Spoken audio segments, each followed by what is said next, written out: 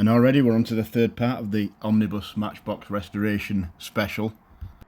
There wasn't a massive amount that happened off camera in between last episode and this one. The big reveal is going to be the Ferrari, of course, which is just coming into shot now. It's got its top half back on because it's finally dry. It does, as I said in the last episode, the taillight tint that I used to paint the top coat in, that does take quite a long time to harden, but it's worth it just for the kind of finish that you get. And it was particularly useful here because, as we know, this was quite a rough casting underneath, which, like all Matchbox cars, they're absolutely fine if you're putting fairly thick glossy paint on, which is what they did in the factory. But it just means that there's not all of them are going to be suitable for kind of the bare metal look, and this one wasn't. I've managed to keep the details that matter though. Those rear end details, the rear lights, they're still nicely picked out by that paint. So the Sierra's, I wouldn't say it's lagging behind the most, but it's definitely one of the ones that needs to catch up a little bit now. You can see there still even with the relatively thick silver paint we put on, there's still some defects in the casting there. That Group C racer's doing all right. It's just got its rear wing and its headlight held on with masking tape for now. The Nissan Prairie, there's a kind of clip that secures it in at the back that snaps, so I've got that secured on with masking tape for now, just so I don't lose it. It'll all get glued back on properly at the end. So the focus for now is going to be getting the Sierra caught up a little bit and getting the wheels done, because we haven't really done anything. I've done some weird experiments with the wheels. You'll have seen on the Ferrari when it was put back together that one or two of the wheels look a bit weird. They were just things I was trying out. Just ignore them. That's not going to be how it is. And the Sierra is, amongst the others, in need of its wheels doing, so we'll use that as the demonstration here. So it's a bit like with the window glass.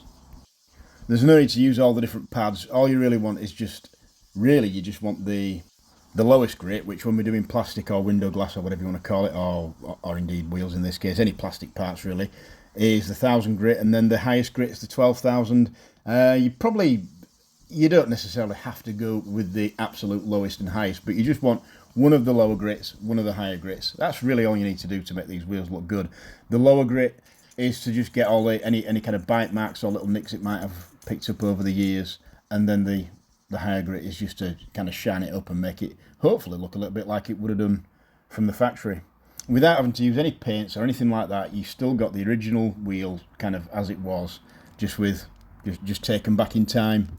Now, there was a knock at the door while I was doing this, and this time it wasn't the police, so I didn't have to hide in a cupboard. It was Amazon with my new liquid chrome pen. The one that if anybody's watched any of the videos, you'll remember that I used to take the tip of it out and put it back in again to sort of soak it back in. It sort of got the chromiest silver up to the top. It was all right, but clearly the fact that I was doing that with it all the time meant it was on its last leg, so it's finally been retired. And this time, I know I've expressed slight hesitation about getting one of these in the past, but that hesitation was pretty redundant. These liquid chrome pens, they really are everything they're cracked up to be, if I'm honest. I mean, yeah, one of the concerns was how long will it last? Will it just fade to like a dull silver later? Well, I guess I'll find that out, but for the time being, it looks really good. And I've tried it out on some of these old wheels, and it was maybe a week ago, and it still looks just like the original chrome. The one thing I will say about these, I mean, yeah, they do bring the wheels up brilliantly, so I'm going to use this on all of these Matchbox wheels because they're all keeping their original wheels. So I'm just going to use it to make them all look kind of factory, and it will make them look kind of factory as you can see here. But the key with it is to be very, very, very, very careful with it. I suspect it's probably got quite a delicate nib. The fact that the chrome ink flows out of it the way it does so consistently and easily, I suspect that means that if you don't respect this thing and start using it on ridiculous surfaces that you shouldn't be using it on, like paint that hasn't cured and things like that, I think you'll ruin it in seconds and you'll probably never get it working right ever again. So I think all this thing wants to be doing is putting its liquid chrome onto nice clean surfaces that are free of, I mean, if there is paint already on there, then it needs to be completely cured and even paint as well. You don't want to be trying to paint this stuff onto rubbish. You want to be painting this stuff onto nice clean plastic or good cured paint if you're going to put it onto paint. Now I got the thinnest nib one that they do, the 1mm. That's the finest tip that they do, and I think that's almost been created for redoing Matchbox and, well, any 164 wheels that use the kind of chrome. This is just an example of what can happen if you get a little bit too giddy and you're too quick putting it on, because again, apply it really, really carefully. This isn't me applying it. This is me gently managing off some of the, like, well, you can't call it overspray because it's not spraying, but I went slightly outside the original lines with the when I was doing the wheels on this RS200. So there was a couple of little silver marks on the actual kind of tyre section of the wheel. And the best way to get those off is not to start trying to paint over it with a different black pen or anything like that. Just as long as it's only been like maybe, I don't know, sort of 10, 15, 20 minutes maybe since it dried, you'll find that it's in a state where if you get the tip of a precision screwdriver, you can just gently manage that little bit of that kind of paint mark just off there.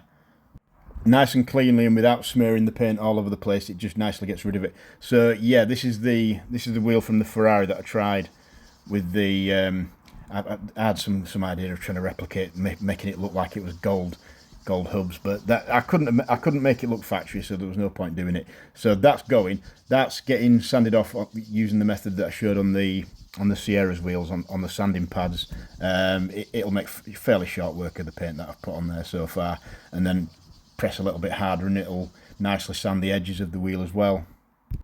That's one of the good things about the old Matchbox wheels. No matter how much of a mess you make of the centre, you know, trying different things and whatever, you can always get it back off again, get it back to just like a black unpainted looking wheel. See, that didn't take long at all, and you've just got a nice black unpainted looking wheel that you can then reapply whatever you want with. In this case, we're using the liquid chrome. So again, you've just got to go over the original lines of the centre of the wheel, just go over them as carefully and as patiently as possible. I mean, yeah, I've shown you how to get any excess off, but it's a lot better if you just don't get the excess on there in the first place, and the only way you get that is by doing it slowly and carefully.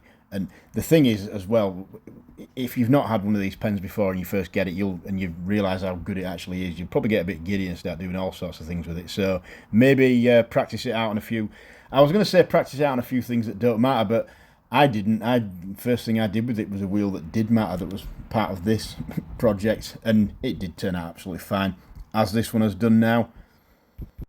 So after giving you a very good look at what this one looks like, we'll go on and do another one, just so you can see, again, when I get it into shot, you can see again just how I do it. I'm not saying mine's the only way to do it, and there we go. I think we can actually say that the underdog of the race, because this Ferrari was really looking like it was the one that was going to be the biggest problem and take the longest to complete with that sort of rough casting. The underdog of the race has actually passed the post first. We can say this is done. So now we're really at the point where we can show what it looked like before. And it's funny looking at it now. I can actually see the signs of the cast, because most of them were in the roof and the kind of buttresses at the back. There was a bit in the front as well, but I could kind of, in that shot there, I could see it, whereas when I was taking it apart, I didn't know all these problems were going to be coming up. Anyway, none of that matters now, it's done. So we're 3 episodes in and we've got one complete. We'll leave you to look at this, and thanks for watching. And hopefully the next chapter will be up fairly soon.